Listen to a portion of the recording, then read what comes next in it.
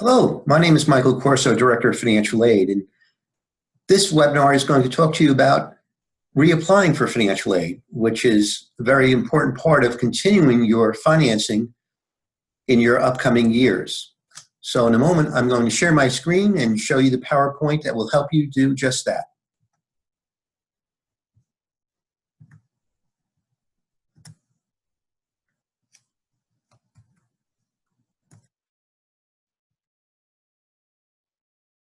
It all begins with the FAFSA.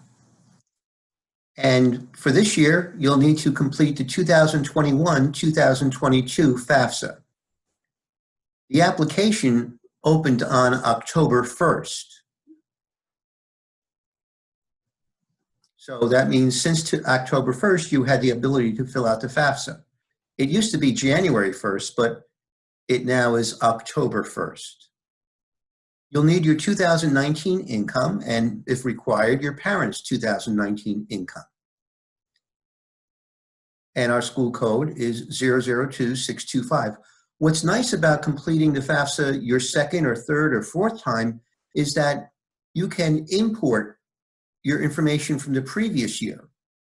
So your name, your street address, date of birth, and things like that can move right over. So this year, your FAFSA completion will be much faster than it was your first year. You can do it on any kind of app you want as well. You could do it on your phone or anything else that you want to complete on. So these instructions, if you want to take a picture of, can tell you how to get to these locations and also how to complete them on your phone. And you can save it and get back to it anytime you'd like. There's mention here too of the IRS data retrieval tool. The IRS data retrieval tool means that you can import your income or your parents' income directly from the IRS into the FAFSA. And this helps complete the FAFSA in a timelier manner, and it's even much more accurate because you're bringing in the information directly from the IRS. And if you're selected for verification, we won't ask you for your tax returns. In the upcoming year, the government is only going to select 18% of all students who apply for the FAFSA for verification. That's 18%. A typical question we get is, do I need my parents' information? Well, if you answer yes to only one of these questions, you do not need your parents' information. If you're 24 years or older, you do not need your parents' information. Some people think if you're 18 or 21, you don't need your parents' information. But for financial aid purposes, you have to be 24 years or older to be independent of your parents. However, if you're a veteran or if you are under legal guardianship or any one of these other reasons, then we do not need you to have your parents' information. However, if you do answer yes to any of these questions, we will ask you to provide documentation.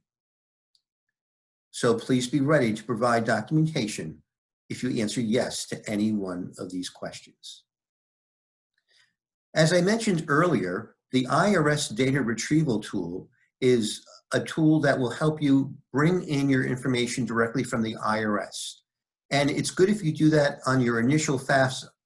However, if you don't do it on your initial FAFSA, you can also do it if you're selected for verification. So instead of giving us your tax returns, you could go right back into the FAFSA and then modify your FAFSA by going in and using the IRS data retrieval tool. So that's a good way of helping you understand how easy it is to use this process and how fast it will make things go for you and how accurate your information will be.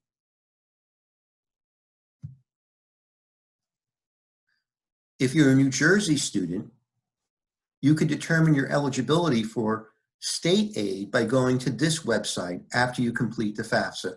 And we recommend that you wait maybe about 2 or 3 days after you complete the FAFSA so that your FAFSA information will be loaded by the state. So you go to this website, NJFAMS, and then you would register there, create your password and user ID. Once you do that, you would log in and you would see if you owe any documentation to the state of New Jersey. Often the state will ask for information that is different than what we ask. And even if it's the same, you must submit all information directly to the state of New Jersey. We may ask for you information, you'll send it to William Patterson University, but you also have to send the same information to the state.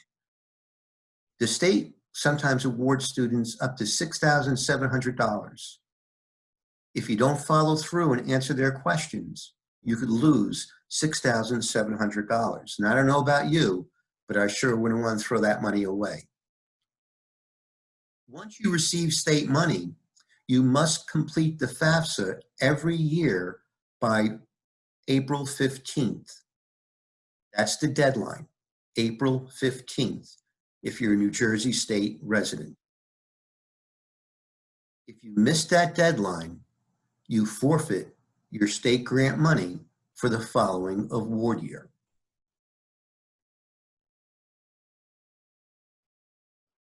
In terms of student loans, there's a direct subsidized loan and a direct unsubsidized loan. The direct subsidized loan means that the government pays the interest for you while you're going to school. This means that the interest does not accrue or capitalize. So, for example, if you graduate with $15,000 in a subsidized loan, you only owe $15,000 when you graduate. Then you start paying principal and interest on your subsidized loan. If you borrow an unsubsidized loan when you're going to school, you're charged the interest while you're going to school. So the interest begins to accrue and capitalize immediately. So if you borrowed $15,000 in an unsubsidized loan, upon graduation, you don't owe $15,000, you owe more than $15,000. Now, some students will pay the interest on the unsubsidized loan while they're going to school. You can do that quarterly. Once you find out who your servicer is, you can deal with them and say, I'd like to pay my interest payments quarterly. So when you graduate, then you don't owe any interest on that loan. And just like the subsidized loan, you'll be paying principal and interest once you graduate. For more information on loans, please go to studentaid.gov.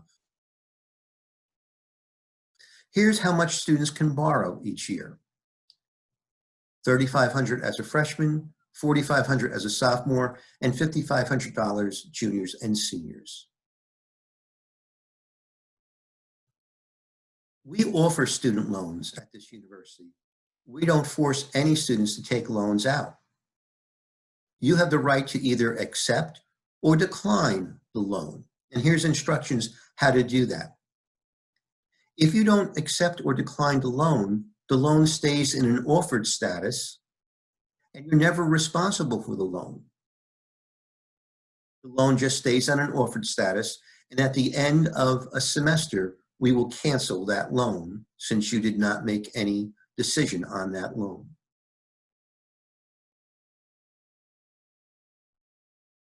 Students can work and receive money for working on campus or even off campus. The federal government gives us money for students to do this. It's called the Federal Work-Study Program. So you can determine if you're eligible by attending a workshop. Here's the link, and you would attend this online workshop. You must attend the entire workshop in order to determine your eligibility. And even if you're not eligible for federal work study, the university has money set aside for you to work on campus and be paid through university funds. So either way, you can work on campus and be paid. So when does financial aid pay my bill? Well, first of all, we have to confirm that you're attending classes. So the faculty will report back to us and indicate that you've been attending classes. So make yourself visible. Be involved in your first month of school. Participate. And then the faculty will report that you're in class, and then we disperse aid sometime in October for the fall semester and sometime in February for the spring semester. So is higher education affordable? Well, we participate in the federal and state programs. We have institutional aid. When students come into school, there's scholarships through the admissions office. And I'll talk more about scholarships in a moment. We have book deferments. We have payment plans that are interest-free. There's parent loans. In addition to the student loans, parents can take out loans. There's private loans through Sallie Mae or Chase. There's 529 plans. If students and parents have saved up, there's the 529 plans that they use to help pay for education. There's tax credits, and then there's additional scholarships. Every spring semester, the alumni and foundation boards open up a scholarship, either in March or April. We will email students to remind them to look for it. There's over 600 scholarships available to students. Some are as low as $250, some as high as $11,000. Most are in between $3,000 and $6,000. All students are eligible to apply. So mark your calendars and make sure you're ready to look for that scholarship invitation. And of course, we always accept outside scholarships. Now, there's always special circumstances in life that you can't put down on paper on the FAFSA.